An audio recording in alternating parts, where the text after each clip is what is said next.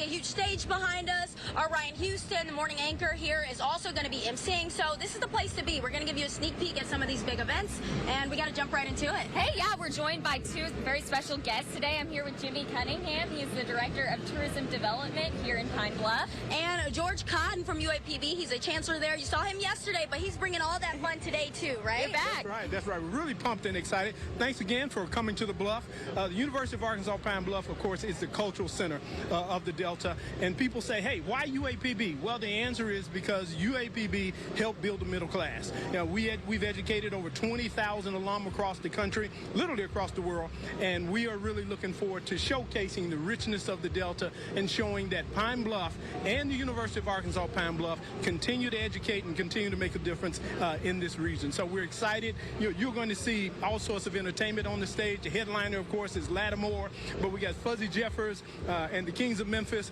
We got Zeno, the Mojo Queen. We've got Kid Zone. We've got food from as far south as Louisiana. So we've got a lot going on, and most of it really is showcasing right here in beautiful downtown Pine Bluff. So we're really excited about that. I love it. And you said it was going to start small with about 10 vendors, but it's way bigger than that. Yeah, it grew. This was a very small idea. When we first started talking about this, Jamie Wright is our Director of Corporate and Foundation Relations. Jamie and I were somehow envisioning maybe 4 or 5 vendors, maybe 3 or 4 food trucks. My God, this thing is huge. We've got vendors who've come on. Pepsi's here. We've got Simmons Bank. Sea-Arc is sponsoring this fantastic stage. The design group out of Little Rock really laid out the artistic stage. So we've got people here who are really pumped and excited. So we want people to come. We've got folk coming from as far east, I think, as Helena, West Helena, and we got folk from the south coming in. So we're telling people, make this a Juneteenth weekend. The University of Arkansas Pine Bluff, Golden Lions, come on down. Let's enjoy the Bluff. We just met a gentleman from Helena who's here helping set up, and he's ready to bring the fam too. So it's spreading all over. It's cool. They're coming out to the Bluff. It is, yeah. It is. We're really looking forward to it. We've got so much history here, and that's part of the draw. This is a town related to freedom. This is a town. If you could bring your microphone up, sir. Just sir. Yeah, there you go. That's right. The town is related to freedom, very much connected to freedom. It is saturated in freedom. Everywhere you look, you see scenes of freedom, places that you might not expect. As a matter of fact, sitting on this corner is a park, 3rd and Main Street Park. But that used to be the runaway jail back in the 1850s and 60s. These were people who were running away using their agency to get freedom. Across the street from us, directly behind me, it was the Ferd Havis building. Ferd Havis was an African-American millionaire who had previously been enslaved. And then just 2 blocks down, you got the courthouse. This is where African-Americans fought for their freedom in the Battle of Pine Bluff. So it's hard to escape freedom. In fact, I can even smell freedom right now. I know you can too. And we're going to experience plenty of it, and we're going to immerse our folks in this festival in freedom stories. Give us the history behind Juneteenth and why this is significant that it's happening here at Pine Bluff today. Well, so with the Juneteenth story, you have African Americans in Texas who were awaiting the word for freedom and never got it until much, much later. But when they got it, it was a party. It was a celebration. It was ecstasy, as a matter of fact. And so that celebration has spread all over the country. People of color, communities of African descent and beyond celebrate the freedom theme, and it is very much connected in this community. Mr. Cunningham, that's great that you're just spending time celebrating the freedom today. How do you expect this event to grow and just continue to celebrate that freedom? Well, this community is a community that's ready for a festival like this, and ready for Arkansas is ready for a festival like this. The Delta is ready for a festival like this. And we're going to grow this out so big and so bad that we're going to be attracting people nationally. It's an idea whose time has come. And I think we'll be a featured Juneteenth festival in the South when it's all said and done.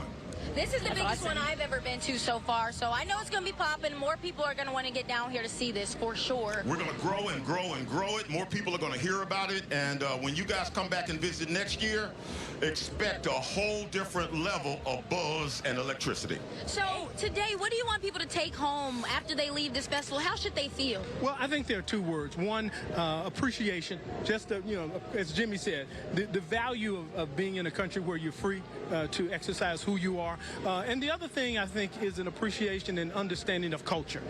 We want people to enjoy themselves, but as Jimmy said also, to understand that when those federal troops came into Texas, those enslaved people had no idea that the Emancipation Proclamation had been signed, so they were jubilant. So we want people to leave here jubilant. We want them to understand that Pine Bluff, when they walk around, we want them to focus on the educational enrichment of the University of Arkansas Pine Bluff, but also the impact of the region. So we want them to leave here enjoying and also looking forward to next year. This is not just a festivity.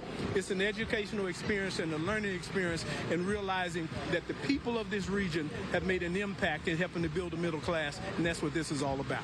I love that. And so today, this is the elephant in the room. It's pretty steamy and hot out here, but there's ways to cool down. There's ways to stay cool. Well, indeed. And, right across from us, Pepsi has a cooling station. They've come on as a sponsor. So for people who are looking around saying, hey, it's hot, get over there and enjoy the Pepsi cooling station. We've got vendors all along the way who've got shaved ice. We've got cooling stations all along the way. So, for those who came to eat, we got plenty of food. For those who came to boogie a little bit, the music is already kicked up. Jimmy's going to be doing the spoken word, so we've got spoken word going on. We've got music, culture, food. Come on down. For those who are watching the show, as soon as the show is over, jump in the car, grab your folding chairs, and get on down to Pine Bluff. And I heard there's some free food. I know there's T-shirts. You got it on right now. I grabbed my T-shirt. As a matter of fact, in a few minutes, I'm going to run over. I'm going to be grilling. We got free hot dogs. Pepsi has a Pepsi station. We've got Simmons Bank has a popcorn station. We've got free food, but we've also got tons of food you can buy. So come hungry, stay late.